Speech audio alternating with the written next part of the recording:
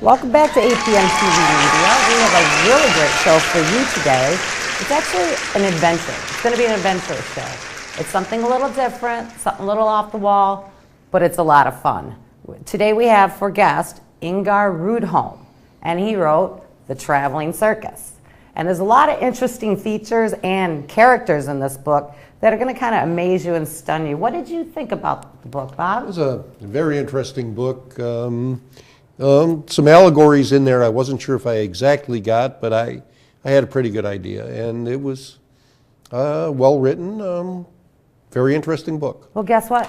The author's here today. So whatever you didn't understand, he's going to explain it all. Hey, sounds good. So to tell you a little bit about our author, Ingar, he is actually an engineer during the day only, but at night he's an author, and on the weekends he's an author, and I think it's the love of life, he's an author.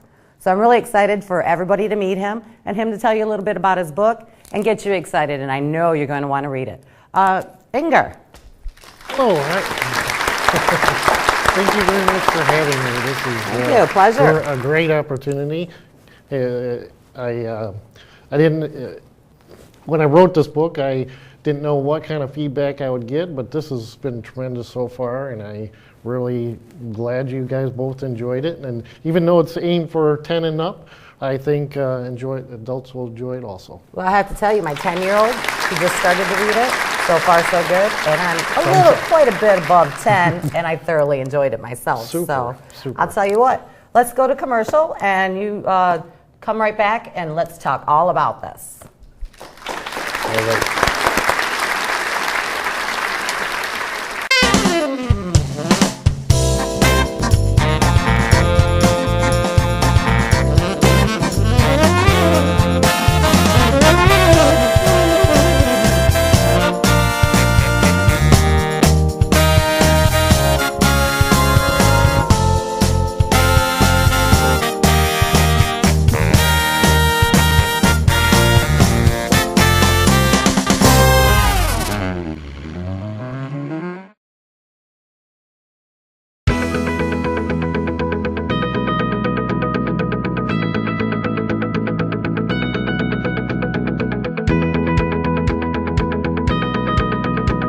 Why should our kids eat healthy?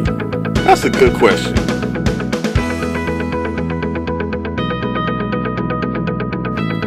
What happens when they don't eat healthy? Well, eating unhealthy leads to an unhealthy life. What can it lead to, you may ask? It can lead to childhood obesity, which leads to diabetes, high blood pressure, and also heart problems. It also can lead to our kids taking medicines at an early age and also extended hospital stays.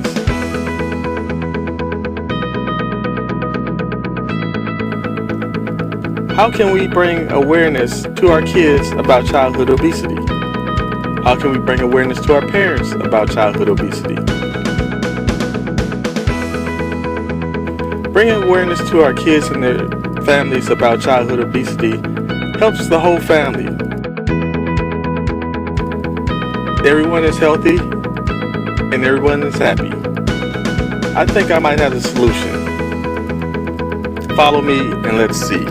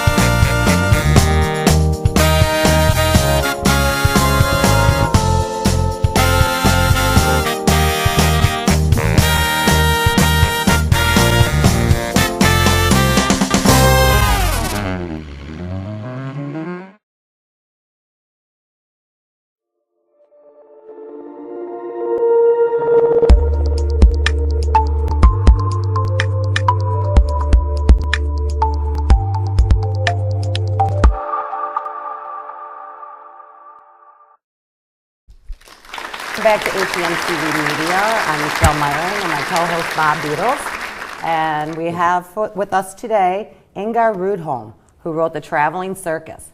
And I'm really excited for us to all learn about the book. I, of course, got to read it, and Bob, and you, since you wrote it, right? But let's start by, why don't you tell us what the story's about? Well, it's about a shy kid from Whitehall, Michigan that gets kidnapped by the circus. And by the end of the story, he finds his courage. And he goes on a series of adventures, like he nearly drowns, almost gets eaten by lions. And he kind of was, at the beginning of the story, he's bullied in school, and he has an argument with his parents, but he takes a bike ride. And as he's traveling along, he stumbles upon this carnival / traveling circus. And he secretly watches a show, and the ringmaster of the circus kind of kidnaps him, and over the course of the story, he finds his courage, going from shy to brave. Now this young man, his name's Flynn, right? Yep, there are several characters in the book, Flynn being the main character, 14, but the bad guy in the story is Salvador. And so it's got a little bit of mystery magic to it, and Salvador has a pocket watch. Now what does Salvador do for the circus? He is the ringmaster of the circus, and he has the ability to fast forward, stop, and erase time with his pocket watch. And so it has a bit of magic in it. And another character in the story is Albert, and he is kind of this wise old man that has a crystal ball, and he has the ability to see the future. So he's a gypsy. Yeah. So it's kind of a mixed bag of different characters in the story. That sounds, it is very exciting. Now there's a twist, and I don't know if you want to tell our viewers about the twist of the relationship? Well, there's kind of an inner struggle between the two main characters. Like Flynn is finding himself throughout the story, and how he he is let's see, the struggle is with his dad saying, well, son, you should study more in school and focus more on studying instead of fantasy and art. I remember that. Yeah. I think that happened to me. Yeah. Time. So but the way he finds his courage is, if you're good at something, if you're talented at something, it builds your courage. And in this case, he's good at art, so he finds his courage through art. Some people are good at sports, some people are good at writing, and you got to find what you're good at, and that builds your confidence. Well, that leads me to the question. When you wrote this book, what is the basis, or is there a portrayal upon your personal life?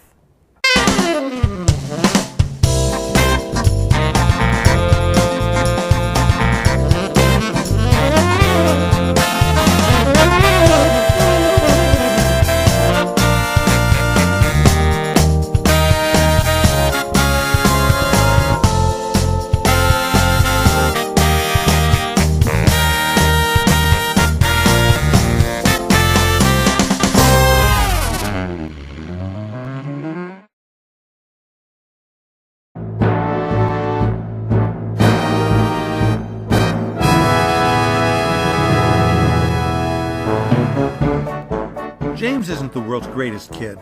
But then again, he's not the worst either. In fact, he's just average.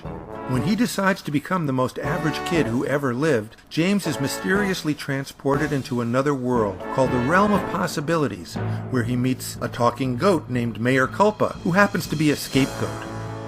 Mayor Culpa informs him that the former king of Average, King Norman the Unexceptional, has disappeared, and they need a new king immediately to take his place.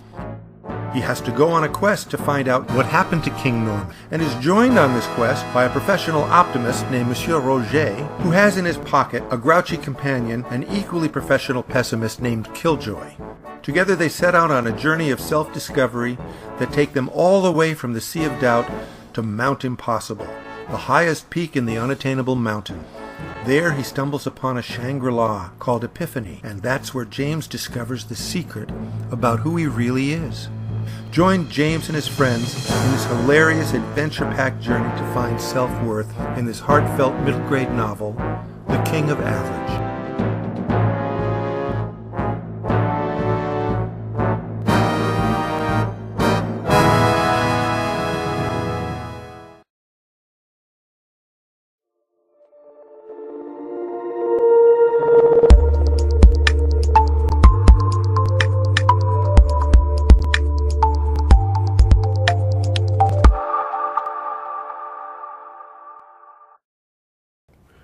Because I heard a few rumors about you or about your mother that was in the art world. And you also, engineer by day, but you also went fine arts, right, for your education studies. Correct. And my mother actually was a painter herself, and she went to all kinds of art shows from all the way from Whitehall all the way up to Traverse City.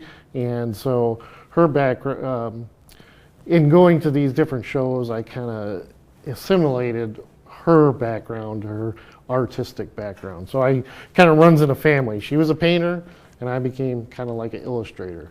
But you're engineering now, isn't that your father? Correct.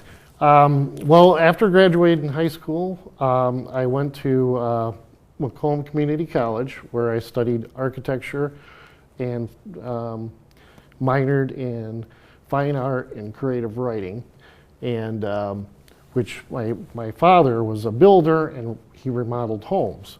So that background, I kind of assimilated both backgrounds. My father was a builder and my mother was an artist. So I kind of gravitated toward architecture. But unfortunately, in 2008, when the housing bubble happened, I kind of had to look for other work. So at that time, I went into designing store fixtures. So it's more commercial now. So now I went from architecture after the housing boom, then I had to switch gears and kind of reinvent myself. Well, that goes kind of towards my question of Flynn, the young man in the book, with his dad stating he needed an education, he needed a trade, he needed to get out. Now, was your father the same way? Is that, or was your mother the whimsical artist, art gallery owner? Well, ironically enough, my mom was the one that went to college, and my dad actually didn't finish school. So, yeah, ironically, the one pushing me towards school was the one that didn't have the background in college education, but the one that was more whimsical, artistic, was the one. So you kind of superimposed the characters. Exactly. Referring to your parents. Yeah. Interesting. Now, and I want to ask you this too, Bob. By the way, I love that mustache. Oh, thank you. It looks fabulous on you. You know, I was wondering how you came up with the name Flynn. Well, all the different characters are in the book are either based on a famous artist or a famous painting. Mm-hmm. And Flynn is actually, originally I was going to go with an artist that I really truly enjoy. It was Michael Parks. But I didn't want to, I wanted just to allude to this artist, so I changed the name Flynn. I always liked Finn, the name Finn, and kind of like Errol Flynn, mm-hmm. the swashbuckler, right. adventurer, and that's kind of the Errol Flynn takeoff. So that he's kind of like this shy kid that becomes the hero in the story. And but his last name, Parks, is based on an actual famous artist. Okay. I didn't know that. I never knew the name Parks was well, the name of the artist. Yeah, I kind of wrote the story on 3 different levels. One is for the kid, because the kid in the story is basically defined as, the metaphor in the story is the circus performance has a bunny that turns into a lion. And that's a metaphor for the kid in the story becoming brave. And then the second level is, the first level is the kid, it's an adventure story for kids. The second level is all the metaphors in the story. And the third level is all the characters in the story are either based on a famous artist or a painting. And since Flynn finds his courage through the art, it's that's why I kind of used a lot of these famous artists. We're learning a lot today. Yes. Let's get back to a few of the characters, because this is the saucy part of it. Now, of course, Flynn, which I love. I know you love this part, Bob. The romance in the book. Oh, of course. That's his favorite. That's his favorite. So let's talk a little bit about the little steamy romance going on. Oh, I kept it G-rated because it's for 10 and up audience group. Well, most adults, anytime they read G, they can think R. Right. And, in the story, at the beginning of the story, he sees this girl in school, and he's really shy. He don't know how to talk to her. And so one of the things is he sees her at a dance, and she comes up, instead of him going up to dance with her, she comes up to meet him. But at the end of the story, he becomes the hero, and he pursues her instead of vice versa. Well, it wasn't fair of her. She did plan a kiss on him. Oh, Did I tell too much? But that stirs a lot of romance right there. Oh, yeah. Especially in ninth grade. So that, You always remember your first kiss. always remember your first kiss. Sometimes you'd like to forget it, but you always remember it. Yep. And then, of course, it's a circus story. So we have clowns. And they're fun. They're the fun guys. Oh, yeah. There's Sammy and Buster, and I kind of... Now, where'd you get their names? Well, it's actually there's the characters in the story are actually based upon a Michael Parks painting where there's clowns. He in part of some of the paintings that he had were clowns, and they were like rodeo clowns with these magic lassos.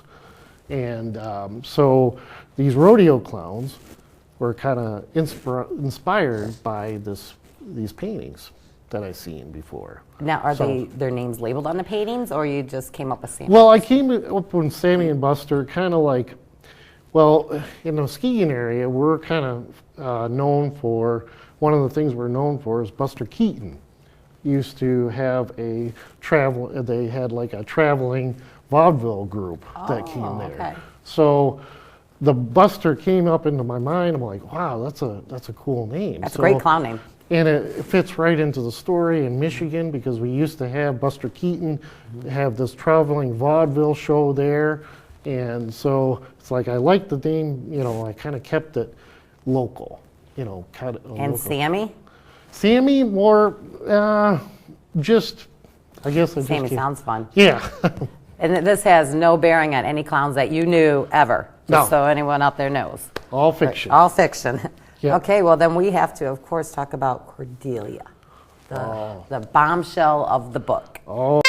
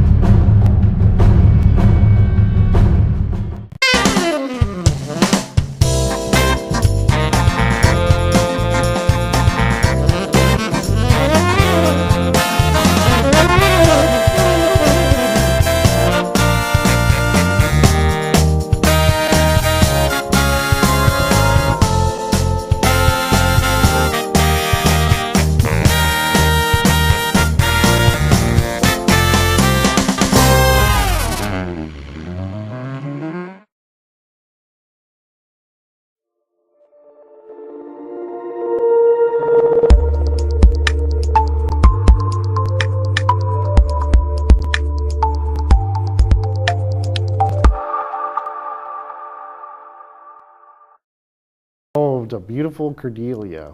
The Cordelia in the book, again, is Michael Parks draws a lot of drawings, some of the clowns, but he also draws mermaids too in his paintings. So, in one of the paintings that caught my eye, we had one with long, red, curly hair, and I'm like, wow, that's a. In Cordelia, actually, if I remember back from my research, it means like a coral, like a rock of the sea. Oh. So, with Cordelia, she, her powers in the story is during the day she walks on land, and then at night she becomes a mermaid. And the reason because she became a mermaid was because she loved to swim in Lake Michigan. We don't want to tell too much about the Right. mythical part of the book and all there's an entire adventure around the whole book and kind of like a whimsical dream world. Oh yeah, like a surrealist. Surrealist. Yeah. And then the last standout character in my brain, of course, Marcel, the hot guy of the book. Now Marcel, he's another mystical creature. The more he works out, the bigger he gets. Every man's dream. Right. He's like, I'm going to go to the gym and I'm going to become Arnold Schwarzenegger. And he's kind of like the Incredible Hulk, except when he don't get mad, he just gets bigger when he works out. And Marcel is another. I tied it in a little bit. Marcel, there's a Marcel Duchamp, which is a French sculpture maker, and one of his famous things was a bicycle wheel, and I kind of put that in the story where it's very subtle, but I just put it in there just to, if anybody's into art, they could research all that, but I kind of put it in there. People just read it and they skip right over it, but it's like I put it in there as a little secret. Well, I think everybody's trying to get to the end of the book to find out what kind of protein powder he was eating. Right, to get bigger, yeah. You enjoyed all the characters, right, Bob? Yeah, the characters were quite interesting. They weren't what I expected. I wondered where he came up with the magic rope, where it, just hangs there in the air and then becomes very hard, and you can. Yeah. That wasn't something I expected. It's very creative, and if you ever have the time, check out Michael Parks.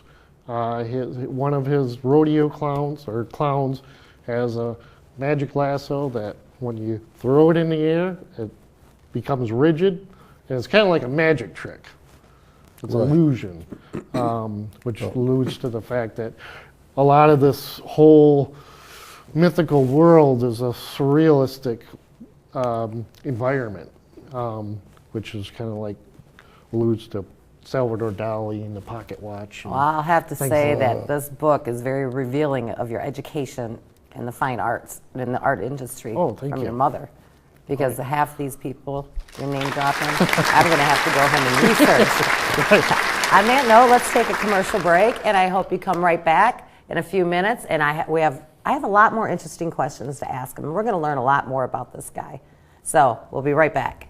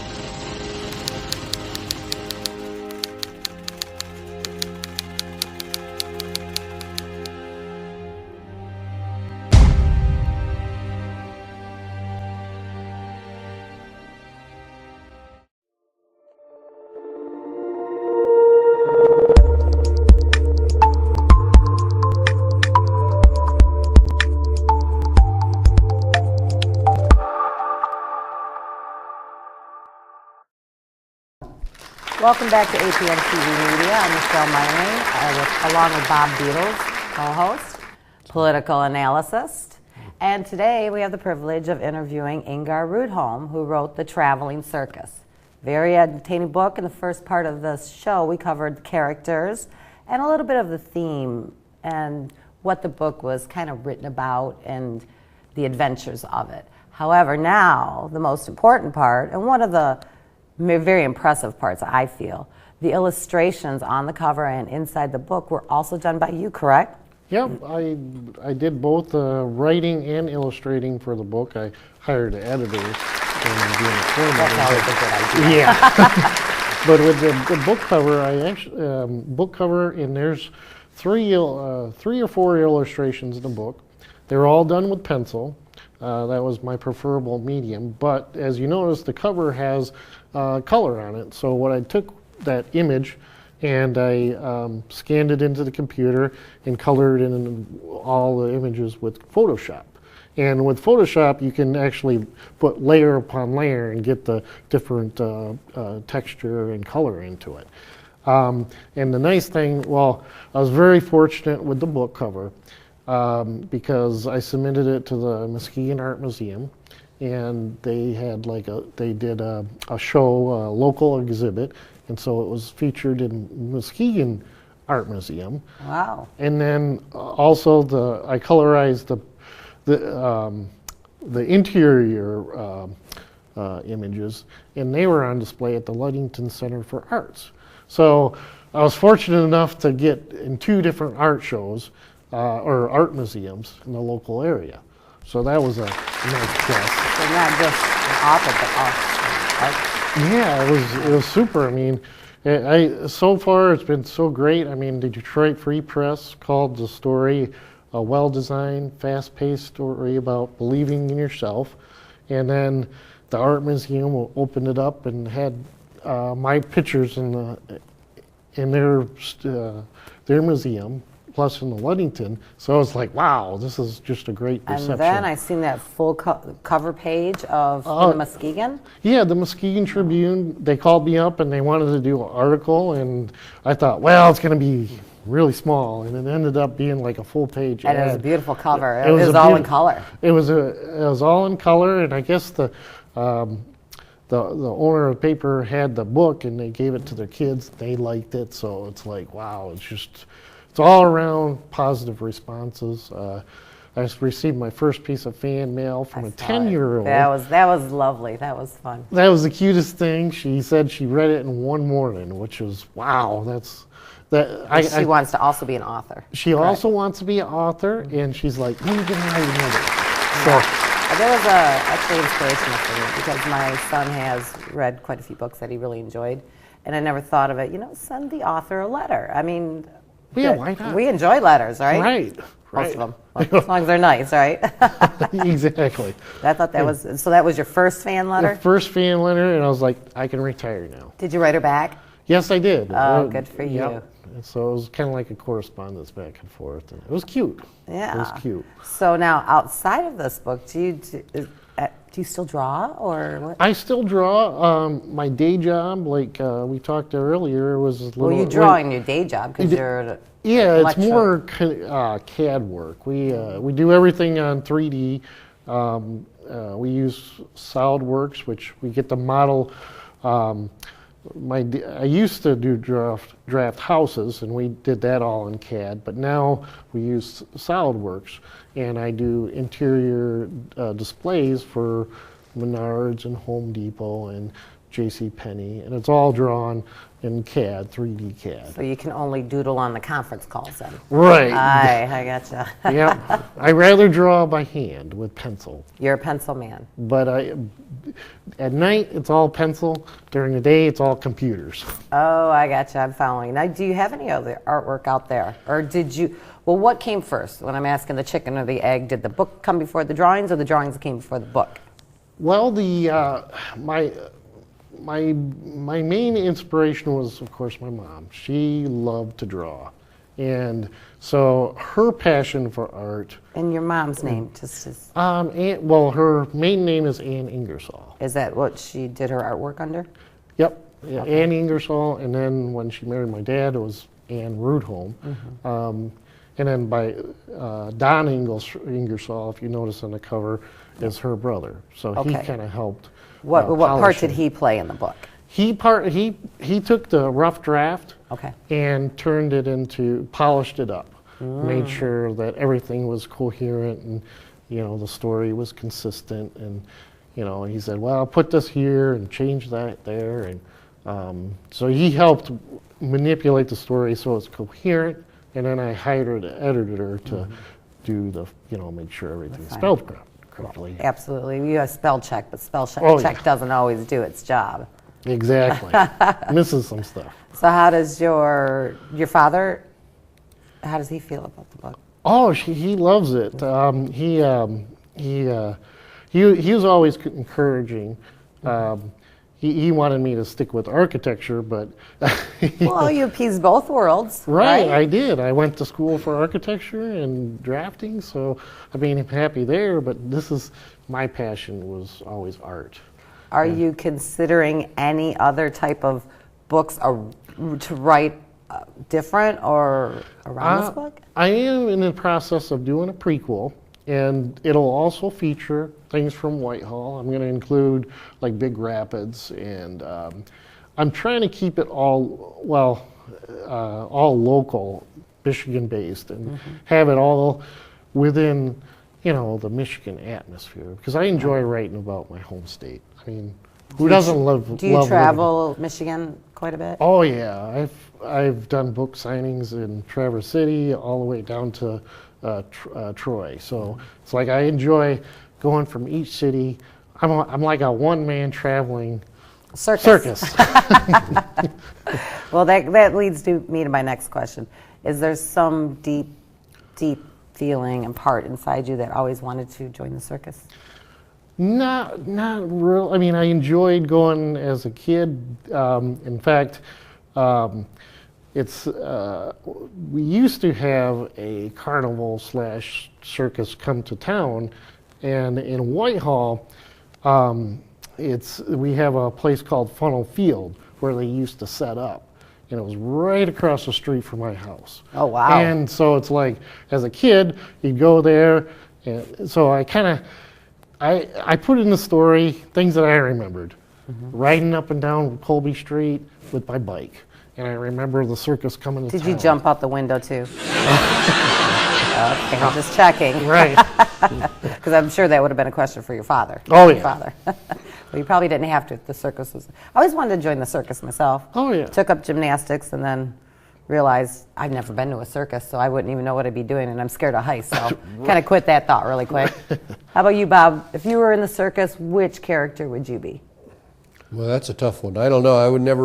I never even dreamed about being in the circus. No? Never wanted to be. The No. ringmaster. Yeah, maybe. Maybe. But you know what I was wondering about was the names. You named the Salvador after an author or after a painter. Yep. And his father Albert after a painter. Yep. And did those artists have personalities like the artists in this, or like the people in this story? And Okay, go ahead. I asked that for a reason because Patricia Cornwell wrote a book called Portrait of an Artist, Jack the Ripper, Case Closed. She believes Jack the Ripper was an understudy of Whistler and Degas, Really? named Walter Sickert.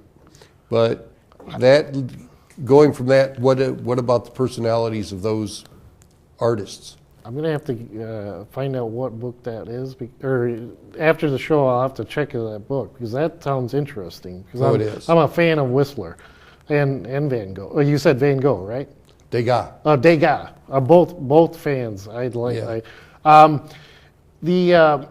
One of the things, again, it's a children's story, but anybody that likes art will appreciate some of the things that I put in there. The three main characters, Albert, Salvador, and Cordelia, are all wrapped up into one paint. I try to wrap it up into one painting by Salvador Dali. I wish we had a sample of that painting. I'd like to show that to our audience. Cordelia, at the end of the story, you find out that she is she makes lace. It's a real subtle. So Salvador Dali did a painting of the lace maker.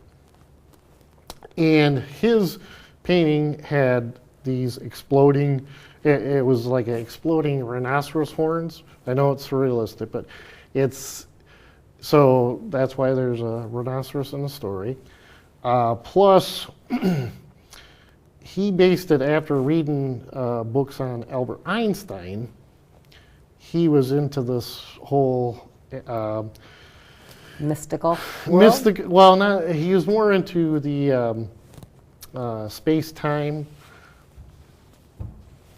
Continuum? Exactly. So Albert is loosely based on Albert Einstein. Salvador Dali and Cordelia is the lace maker.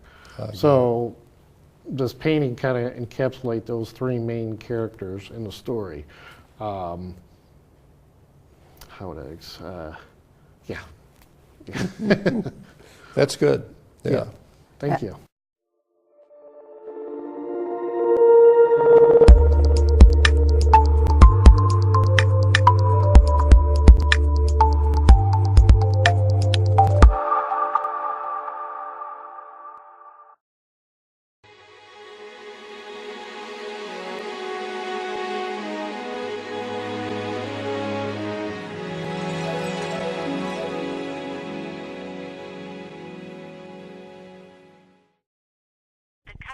trying to reach is not available. Please call back 19T2. The customer you're trying to reach is not available. Please call back. Data transfer complete. The world has turned against this. They have not done it. Oh my God. There has been...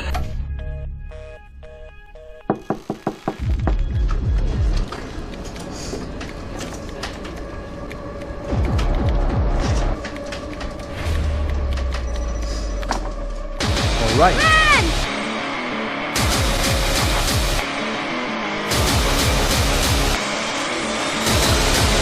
Forgive me, Father, for I have sinned.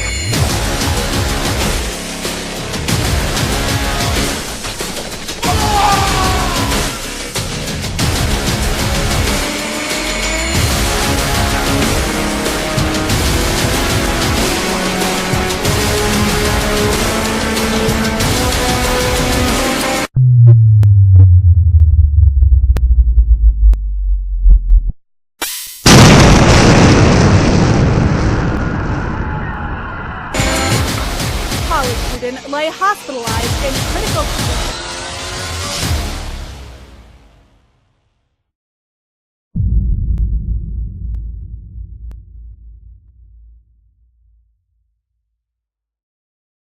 That puts a very interesting spin for maybe the more adult crowd. Yeah. On the Yeah, they can book. look at that and they're like, oh, okay, I see where you kind of put it into. It was when I began reading the book, I'm picturing in my head, even though traveling circus, it sounds like it's going to be a fictional, fun story.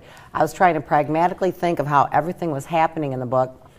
Lo and behold, in the end, punchline got me. I'm like, okay, what'd you do? Forget your little kid roots? Now, a child would believe the story, but you have to step outside the box to actually totally enclose what's going on there. Right. That's very good. But let's go on to your thoughts on writing another.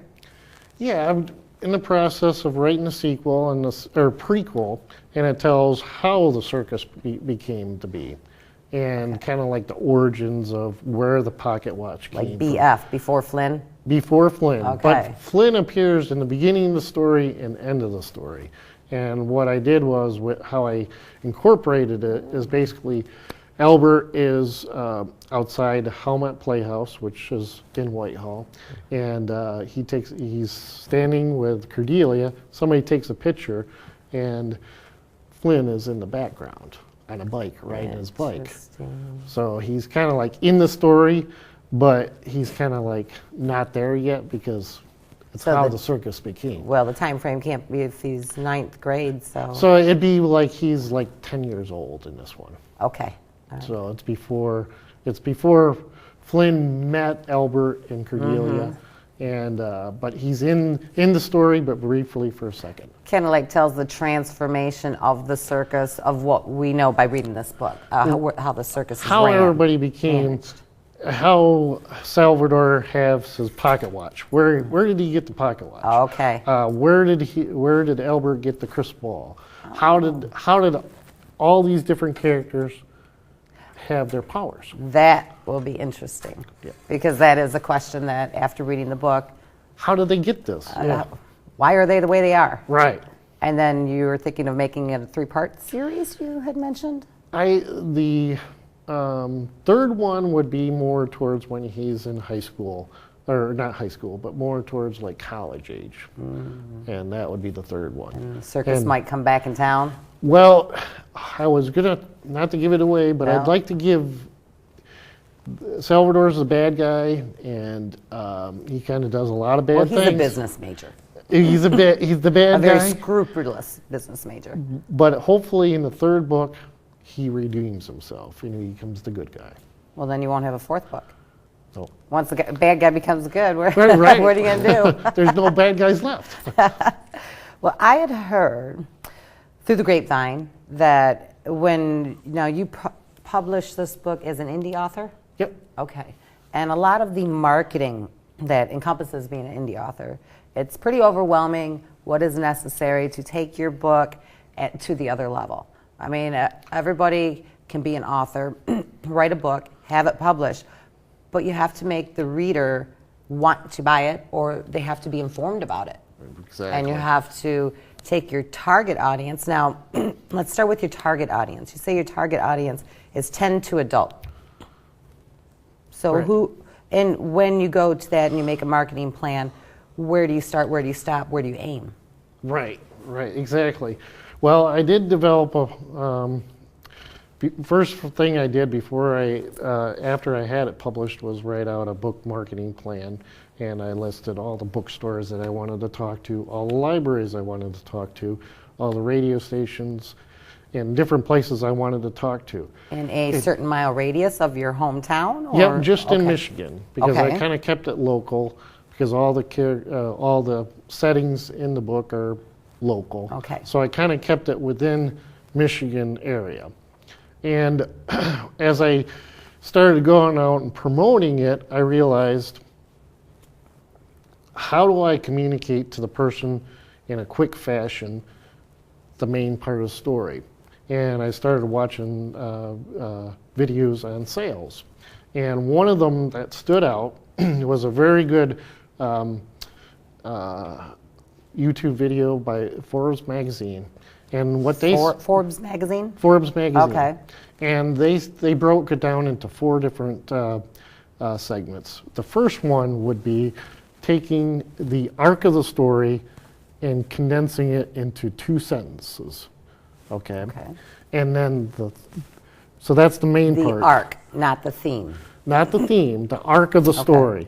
And those 2 sentences you can use as forms of putting it on your advertisement, whether it's Facebook, Twitter, or when you're talking to a bookstore, librarian, or anything of that nature. So that's just 2 sentences. 2 sentences, because believe me, when I walk into a bookstore, library, or I'm trying to sell at a book signing or talking to people, I only got 15 seconds of their time. Okay, give me your 2 sentences right now.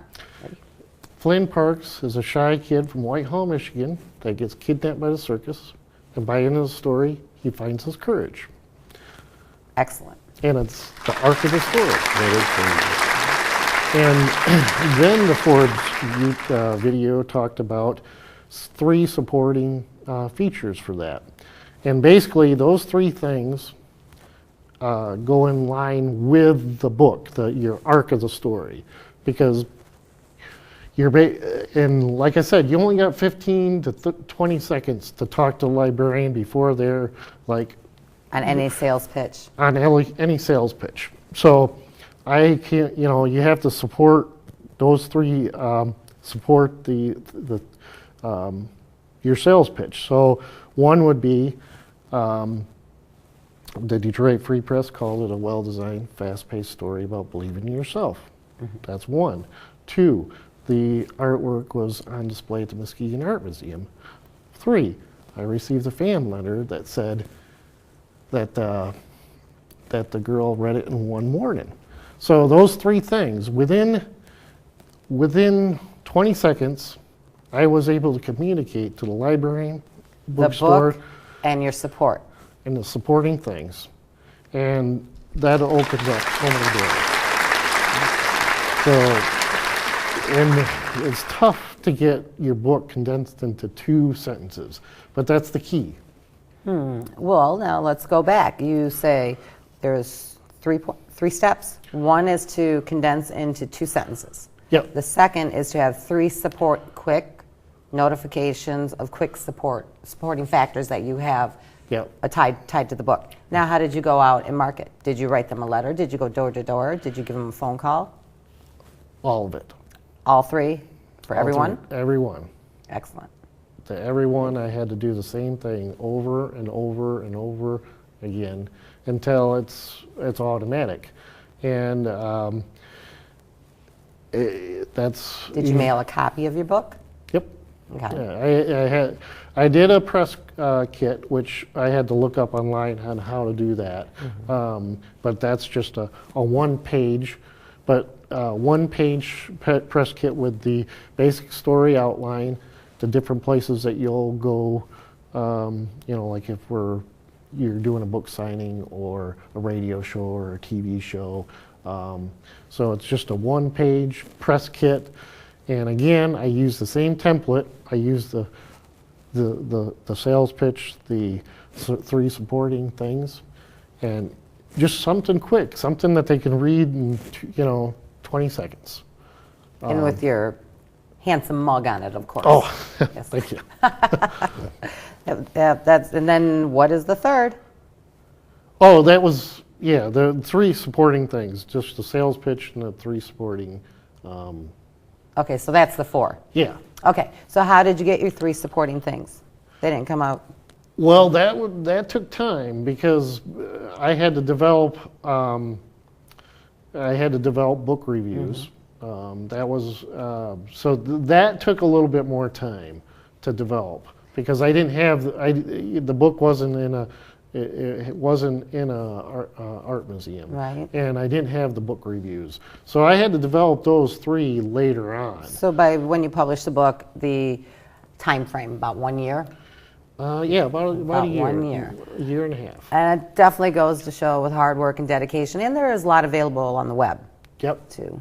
So, Yep. food for thought. Well, let's take a break, and we'll come back right after this.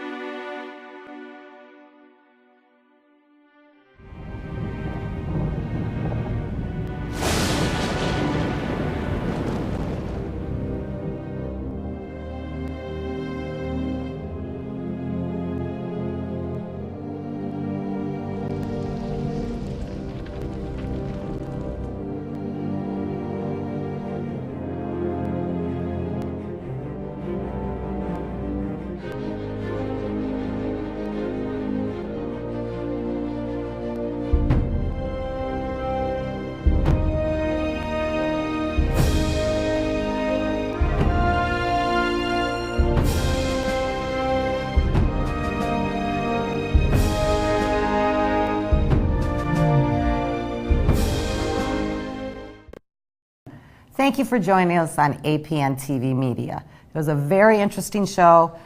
Not only did we learn about the traveling circus and Ingar Rudholm, which thank you for joining us. Thank you for having me. We also learned a lot about marketing on your book. As an indie author or any author, you can write a book, it can be there, and you can publish a book, and it can sit on your desk or in your box.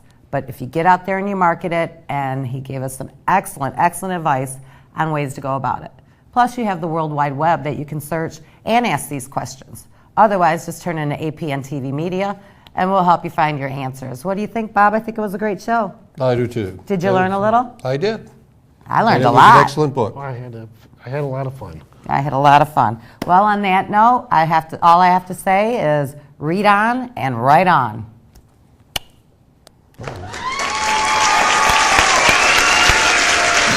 There's a place inside my mind unseen.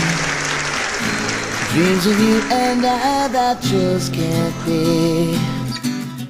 But I can keep them safe and locked away inside.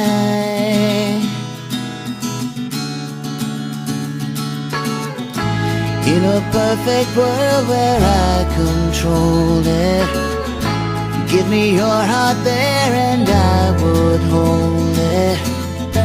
But I know that just can't be reality. But please, don't you wake my daydream, 'cause it's so real it seems. Maybe someday I'll get my head from the clouds, but for now I'll just daydream.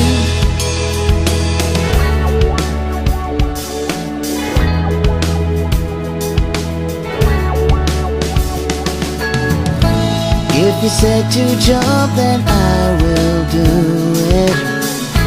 Right into the fire and walk straight through it. If you knew, I bet that's just what you would say.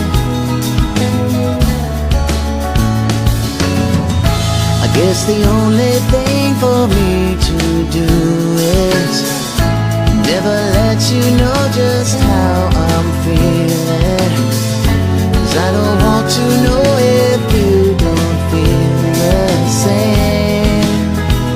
It's a shame. Don't you wake my daydream, 'cause it's so real it seems. Maybe someday I'll get my head from the clouds, but for now I'll just daydream. Daydream. Daydream.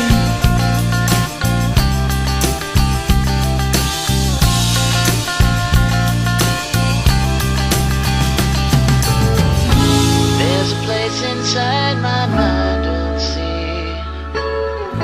Dreams of you and I that just can't be. But I can keep them safe and locked away inside. Inside.